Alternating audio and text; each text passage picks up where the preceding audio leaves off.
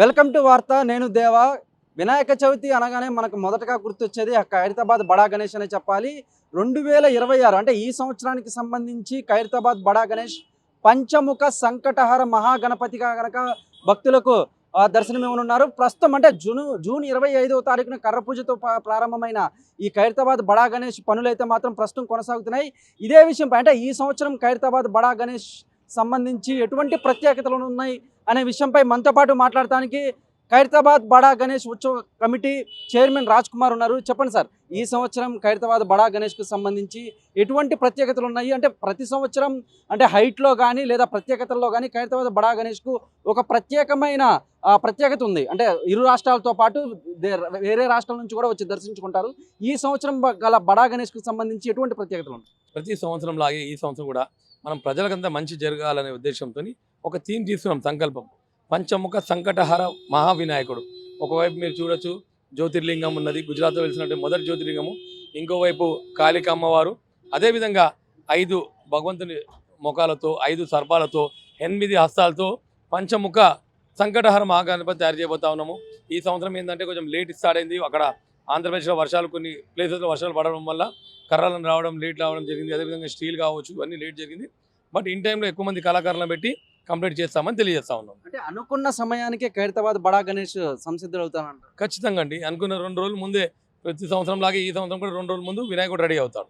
అంటే ప్రతి సంవత్సరం హైట్ విషయంలో ఖైరతాబాద్ బడా గణేష్ తన ప్రత్యేకతను అంటే తన రికార్డును తానే బ్రేక్ చేస్తున్న పరిస్థితి. ఈ సంవత్సరం ఎన్ని అడుగుల ఎత్తులో ఖైరతాబాద్? మనకు 69 అడుగుల భారీ వినాయకుడు తయారు చేయబోతా ఉన్నాం.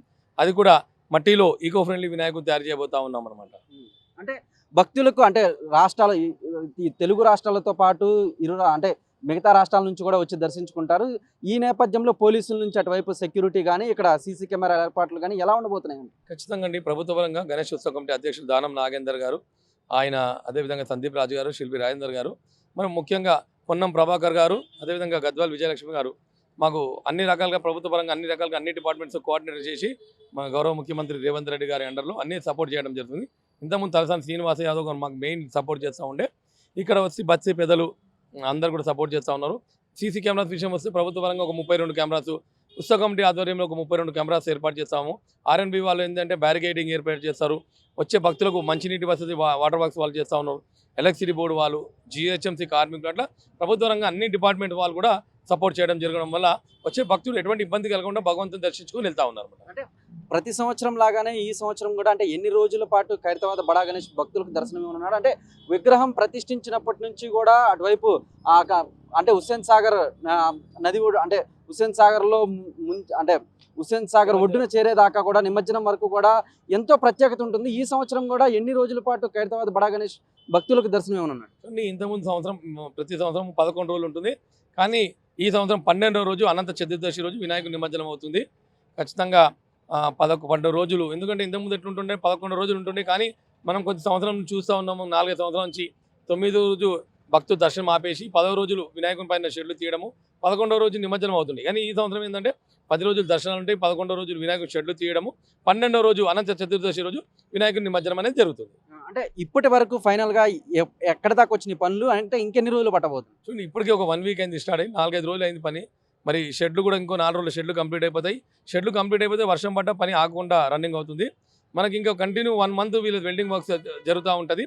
దాని తర్వాత తమిళనాడు, ఒరిస్సా, మళ్ళీ కలకత్తా నుంచి అట్లా 4-5 రాష్ట్రాల నుంచి కళాకారులు వచ్చి మన మట్టిలో ఏదో వినాయకుని విగ్రహాలు ఏదో తయారు చేస్తారో ఆ పనులు అనేది స్టార్ట్ అవుతాయి.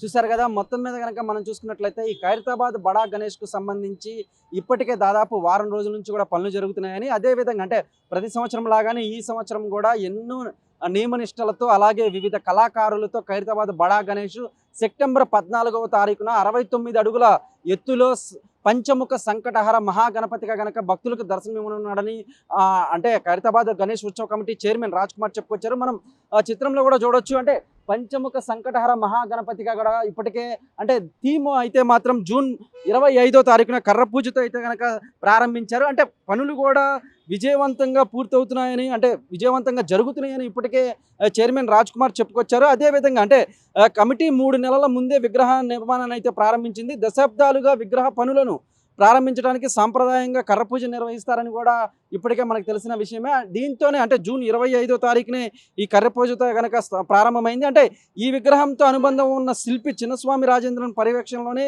ఈ విగ్రహం లోపలి భాగం యొక్క పరంపర కోసం అవసరమైన మట్టి, ఉక్కు, ఎండుగడ్డి, వరిపొట్టు మరియు కలప వంటి సామాగ్రిని తెలంగాణ, ఆంధ్రప్రదేశ్, గుజరాత్ మరియు తమిళనాడు నుండి కూడా సేకరించారు. అదేవిధంగా అంటే గణేష్ ఉత్సవానికి 3 రోజుల ముందుగానే ఈ భారీ గణేష్ విగ్రహాన్ని అయితే మనకు పూర్తి చేసేందుకు ఇప్పటికే దాదాపు 100 మందికి పైగా నైపుణ్యం కలిగిన కార్మికులు ఇందులో పాల్గొంటారని ఇప్పటికే అంటే రాజేంద్ర కుమార్ అయితే చెప్పుకొచ్చారు. అదేవిధంగా అంటే ఇప్పటి వరకు కూడా అంటే ఖైరతాబాద్ బడా గణేష్కి అంటే ఒక ప్రత్యేకత అయితే ఉందని చెప్పాలి. అంటే వినాయక చవితికి ఇరు తెలుగు రాష్ట్రాలతో పాటు ఎక్కడెక్కడి నుంచో కూడా భక్తులు వచ్చి మరి ఈ ఖైరతాబాద్ బడా గణేష్ని అయితే కనుక సందర్శిస్తారనటంలో ఎటువంటి సందేహం లేదు. అదేవిధంగా అంటే ఈసారికి మనక విగ్రహానికి కుడివైపున 17 అడుగుల సోమనాథ జ్యోతిర్లింగం, మరోవైపు కాళీమాత ఉంటారని కూడా ఇప్పటికే ఈ థీమ్ అయితే కనుక తెలియజేస్తుంది. అంటే దాదాపు ఇప్పటి వరకు 72 సంవత్సరాల పాటు కూడా ఈ ఖైరతాబాద్ బడా గణేష్ని కనుక ఖైరతాబాద్ ఉత్సవ కమిటీ అయితే మనక ఇక్కడ పెట్టి మరి అంటే భక్తులకు ఎటువంటి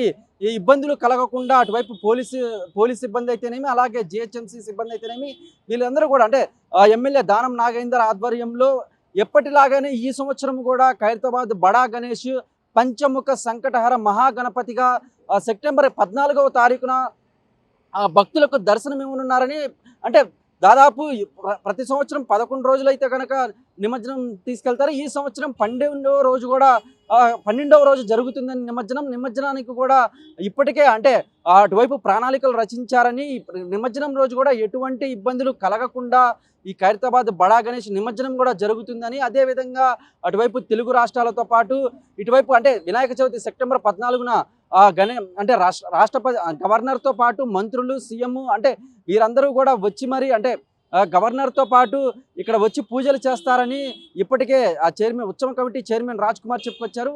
ఫైనల్గా మనం చూసుకుంటే ఇప్పటి వరకు కూడా అంటే వెల్డింగ్ పనులు కొనసాగుతున్నాయి. మరో 2-3 రోజుల్లో షెడ్ కూడా ప్రారంభమవుతుంది. షెడ్ ప్రారంభమయ్యాక వర్షాలు పడినా కూడా గణేష్ ఉత్సవ కమిటీ ఆధ్వర్యంలో ఈ పనులైతే కనుక నిర్విరామంగా కొనసాగుతాయని అనుకున్న సమయానికే ఖైరతాబాద్ బడా గణేష్ 69 అడుగుల మేర పంచముఖ సంకటహర మహాగణపతిగా భక్తులకు దర్శనం ఇవ్వనున్నారని అయితే మాత్రం ఖైరతాబాద్ గణేష్ ఉత్సవ కమిటీ చైర్మన్ రాజ్ కుమార్ చెప్పుకొచ్చారు. కానీ మన కార్తిక్తో దేవా వార్త, హైదరాబాద్.